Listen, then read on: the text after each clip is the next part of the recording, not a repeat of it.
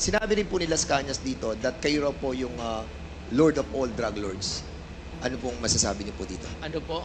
Kayo daw po ang Lord of all drug lords. Hindi ako dadating ng pagka-presidente, sir, kung ganun ako. Sir, can you kindly tone down your voice? Oh, yeah, oh yes. Hindi, sinasabi That's your lang po last namin, Mr. question, President, Congressman kung Fernandez. kayo po yung Lord of all drug lords na sinasabi po ni Arturo Las Cañas. Yung po ang tinatanong ko. Ngayon po, ang susunod po na magtatanong ay si Congressman Dan Fernandez. You have 10 minutes. Thank you, Mr. Chairman. Magandang umaga po, Mr. President. At sa lahat po ng mga resource persons who are here today, magandang umaga po. Mr.